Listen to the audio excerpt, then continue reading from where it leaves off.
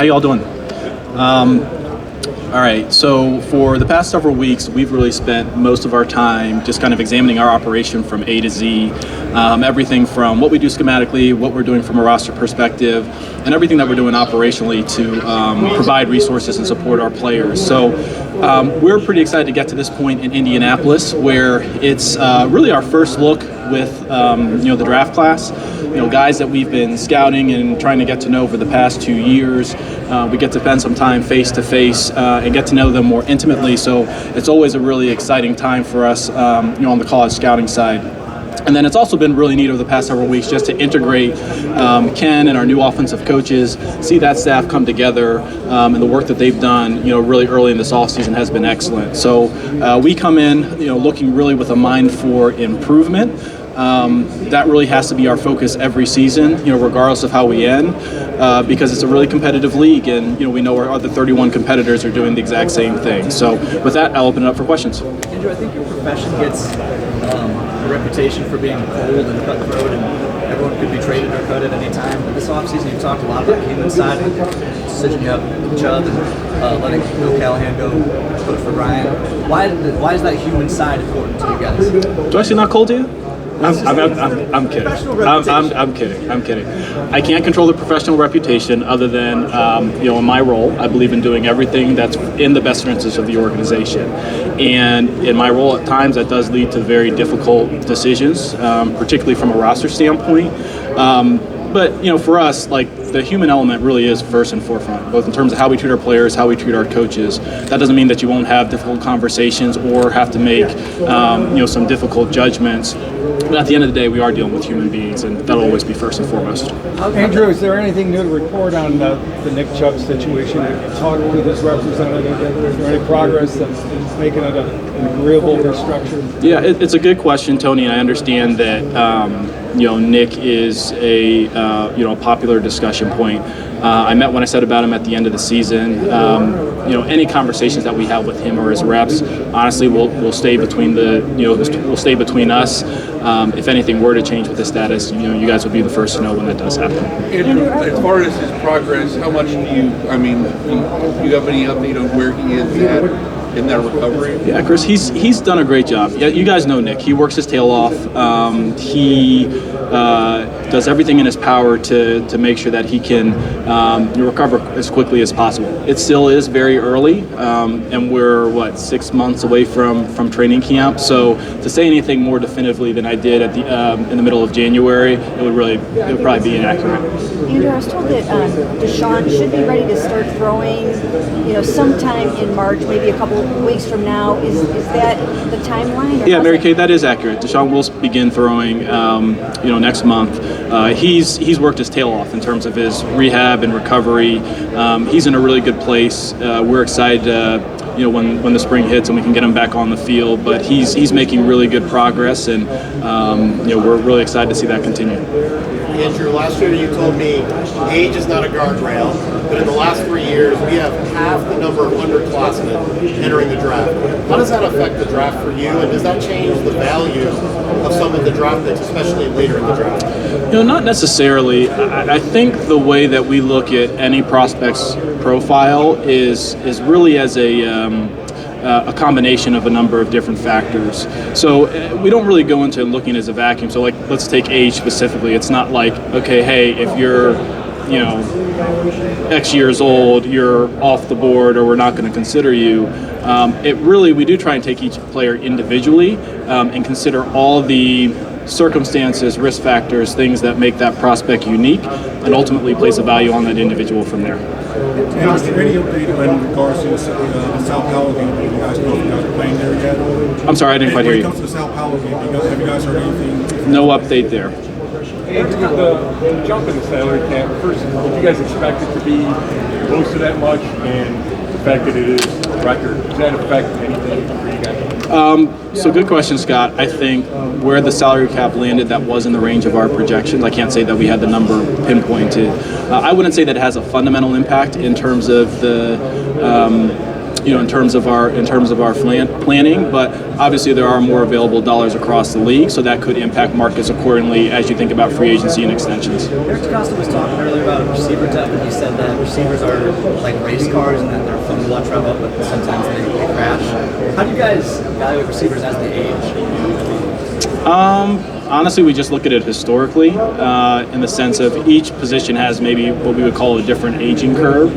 And then even within the position, the style, there may be a subset of aging curves based on the style of player or the specific risk factors that they have in their career. So there's not necessarily a blanket formula for deciding when receivers may decrease their production as they go further in their career, but we do try and take like a approach with different cohorts of likely profiled individuals. What's the early evaluation of the receiver class in this draft? Generally, I'm going to give you the same response I give every year on the draft class. There are good players across all rounds, across all positions. And your development through the NFL, are there any books you can pinpoint As a general manager, I wouldn't say necessarily a book that necessarily played into my philosophy as a general manager. But I would point out, probably just in terms of my personal life and professional career, there's a book called Ordering Your Private World by Gordon MacDonald. It's actually something my pastor recommended to me a couple of years ago, and it really totally changed my approach in terms of balancing the personal and professional constraints or weights that come on trying to be a general manager, trying to be a good husband, be a good father, and all those things. That really had a huge impact on my life. Andrew, given you guys won 11 games this year with all the different quarterbacks, Joe Flacco obviously was a great story.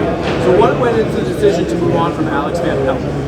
Yeah, you know what? It's something that Kevin has addressed previously in other press conferences. I really don't have much more to say than that. Andrew, there's a player that's projected to be drafted, didn't play college, CFL, and his name is Quantez Stevens. Yeah. Do you think that going forward, there's going to be more players that are going to not go to college because they have the ability to go straight to the CFL instead of become draft eligible? No, I actually think that's a one-off. I think as you all get to know Quantez throughout the spring, you'll realize that his path and his story was pretty unique. And I would say that young man, in terms of everything that he overcame and managed over the last 4 or 5 years, has been nothing short of outstanding. So even if he ends up not being a Cleveland Brown, he's one of those guys that you just kind of root for and want to see him have all the success in the world when he gets in the NFL. Andrew, you have 3 offensive tackles coming off season-ending injuries.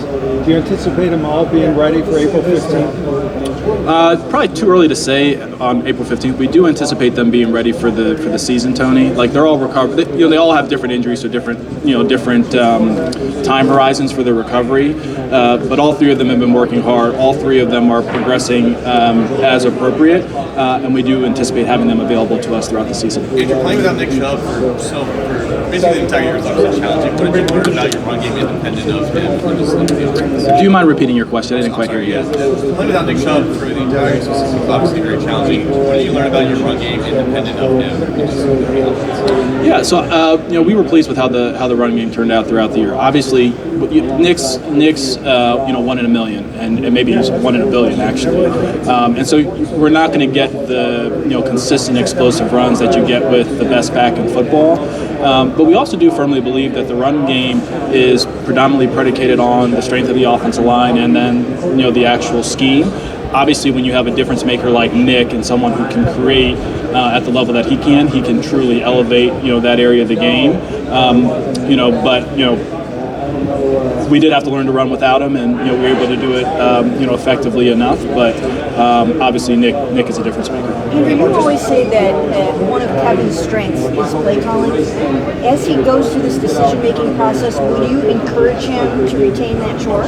Do you encourage him to keep doing it? Yeah. So, good question, Mary Kay. We really just look at it. What's the best thing for the team, and how we think about roles from that perspective.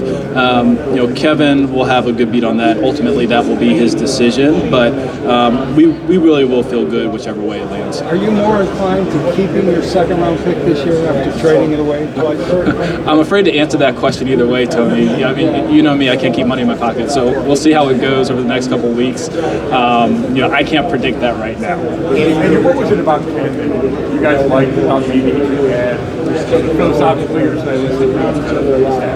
Yeah, we were really excited about Ken. Ken, smart, former high-level quarterback in college, NFL quarterback, played in a number of different leagues, a number of different systems, and then actually transitioned into the non-playing side as a pro scout before working with Cam as his quarterback coach. Obviously, the work that he did with Josh in Buffalo was outstanding.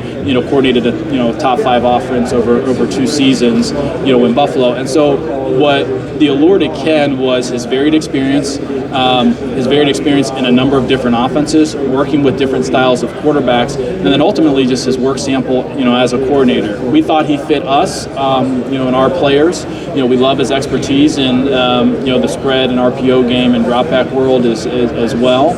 And we think that he's a fantastic addition to the staff. Legit question. Let me go ask you first. I'll come back to you, Tony. When we talked to Ken, he talked about how extensive that interview process was. How important is that to you that process is as extensive as it is, and what did you learn about him that you didn't know maybe was going on? So I think our interview process is very thorough, and that's not just for Ken or the offensive coordinator position. That's for any employee that we hire. That could be our head of equipment. That was me when I was interviewing for the general manager position, and largely because if you just maybe step back for a second. All right, like if you have a multi-billion-dollar organization and you're hiring like a CEO position or a COO position or a department head, think about like the time and effort that would take to go into vetting candidates that would perform that function in your organization, and that's really how we think about it. With our organization, with the Browns. So Ken's right. He went through a battery of different items, and he came outstanding, and we're really excited about it. Was it necessary to discuss the anger viral video years ago? It's a good question, Tony. I think that number one, I would say about this, I always think it's maybe a little bit short-sighted for people to judge an individual off of their, one of their weaker moments, a moment of emotion. Ken is uber competitive. You should ask the Buffalo guys. He's like urban legend when it comes to pick up hoops in terms of how competitive he is.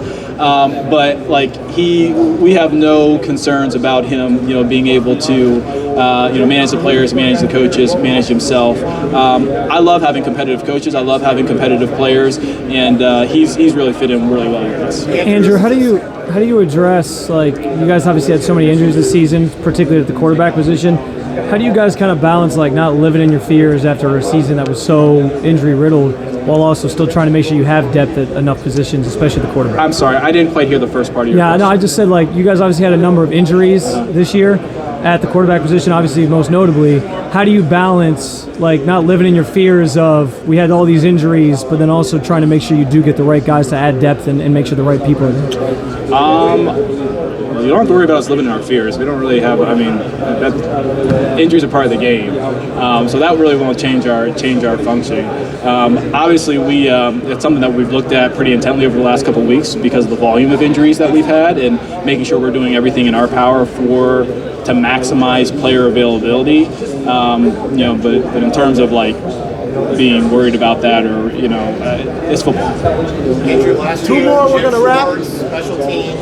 This year, Ken Dorsey on offense. What is it like for you to have to be the GM with so many changes to important parts of the coaching staff? I think the only constant in the NFL is change, realistically, whether you're successful or unsuccessful.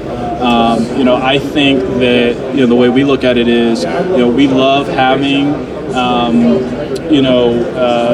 stability, and I love working with Kevin on a consistent basis. But that won't always mean continuity. Just like we talked about earlier over the past couple of weeks, our mind is towards improvement, and sometimes that can lead to change.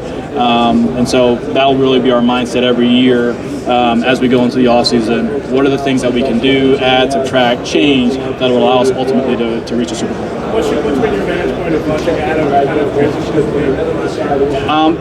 It's been pretty cool. Honestly, it's been really neat. I'm super proud of him. I know I'm biased, but I think he's really good. He's a pretty fast learner, pretty good looking too. That type of thing. But he loves it in Philly. He's learning from the best GM of the sport, the best front office in the sport, and I'm really pleased to see his progress so far.